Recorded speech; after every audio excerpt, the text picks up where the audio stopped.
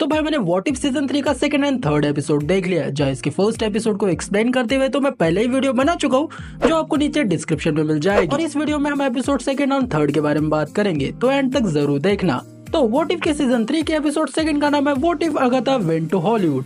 क्या होता अगाथा अगर हॉलीवुड चली जाती? क्या होता बहन जो यहाँ भी दुनिया खत्म हो जाती? तो जिन लोगों को पता नहीं अगाथा कौन है, उनको मैं छोटे में समझा देता हूँ। तो अगाथा एक पावरफुल विच है जो कि मार्वल यूनिवर्स में सैकड़ों सालों से एग्जिस्ट करती है, जिसके पास पावर है कि अगर कोई इस पे हमला करेगा तो उसकी पावर्स ऑब्जॉर्व कर सकती है।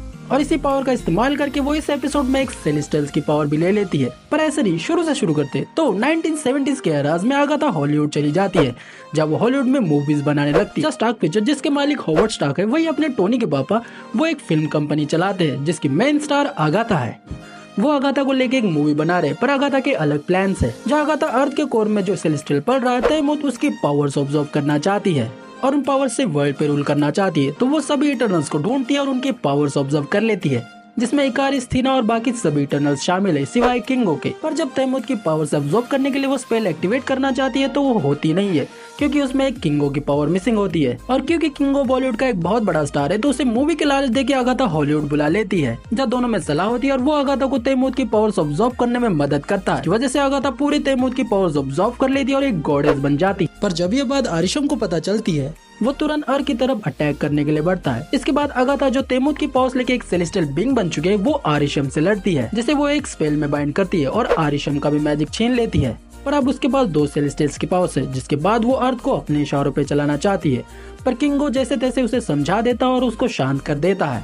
पर आरिशम को मारने की वजह से बाकी के सेलेस्टियल्स बहुत ज्यादा नाराज है, तो वो अर्थ पर हमला करने आ जाते हैं सभी के सभी, और यही एपिसोड खत्म हो जाता है। पर्सनली मुझे ये एपिसोड काफी ज्यादा अच्छा लगा। स्पेशली बॉलीवुड को जो इस तरीके में इंक्लूड किया है, वो एक काफी ज्यादा अमेजिंग फील देता है। स्पेशली वो गाना, वो काफी ज्यादा अच्छा था। एनीवे, बात करते हैं सेकंड एपिसोड के बारे में, जिसमें भाई बहुत कुछ ज्यादा दिखाया तो नहीं गया, पर देखने में मजा आता है।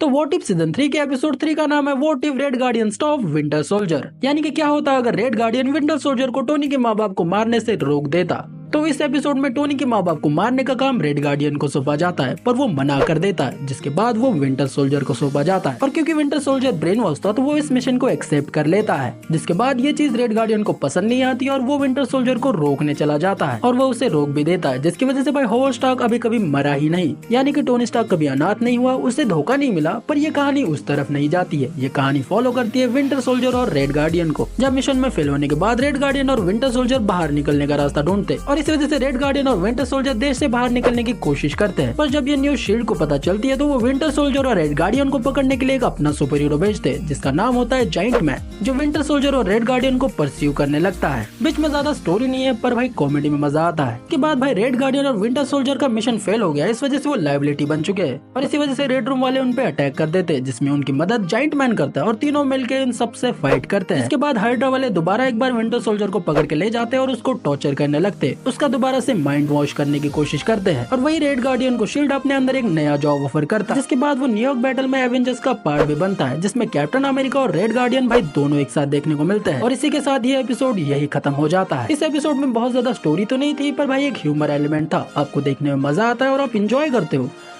बाकी मेरे हिसाब से ये काफी इंजॉयबल एपिसोड था और आप इसे इंजॉय कर सकते हो। व्हाट इफ सीजन 3 का एपिसोड सेकंड एंड थर्ड एक अच्छा एपिसोड है, जो आप देख सकते हो और आप इंजॉय भी होगे। मैं इसके सेकंड एपिसोड को दूंगा 3 स्टार और मैं इसके फोर्थ एपिसोड को दूंगा 3.5 स्टार्स। बाकी ऐसे ही मार्वल, डीसी और सुपर हीरो यूनिवर्स से रिलेटेड वीडियोस के लिए अभी सब्सक्राइब कर दीजिए। मैं मिलता हूँ नेक्स्ट वीडियो में, तब तक के लिए